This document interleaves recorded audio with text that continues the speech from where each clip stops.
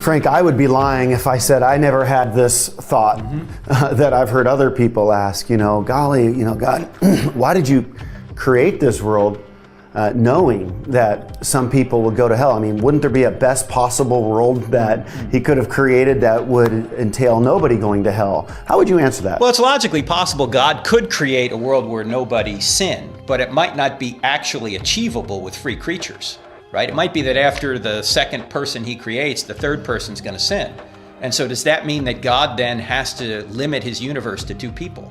No, not necessarily. If those people who do sin freely do so and have chosen their destiny, then it's not unloving for God to create more people or to allow more people to be created. The other thing I want to say is that God gets his will done even through people who disobey him. You and me and we wouldn't exist unless atheists existed and unbelievers existed in our ancestry. Billy Graham wouldn't exist without atheists or unbelievers in his. None of us would be here. It's not like we all have a Christian line. Right. And not only that, but atheists, I get edified by atheists.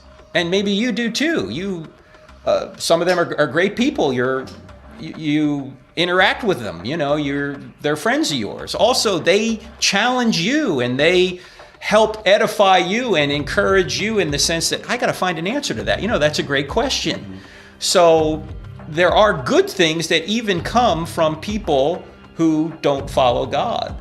And so I think we could turn the question back on us too. We could say, well, why did we decide to create children through the providence of God, obviously, knowing they would rebel?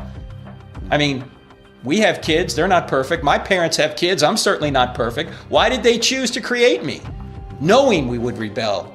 Well, because they know that to love is more important than to never have loved at all. Even to have loved and lost is better than never to have loved at all. Yeah, we still want to, even if atheists who would bring that question up or other people that think there's a chance that, my child wouldn't get to have a good life even, we still take the risk and, we have children, and I'm not saying God took a risk, but I'm just saying that we have children hoping they'll have a wonderful life. So. And God then did die for everybody, but not everybody accepts what he's done because not everybody wants to be with him forever. Some people want no God, and if they want no God is what he'll give them, separation.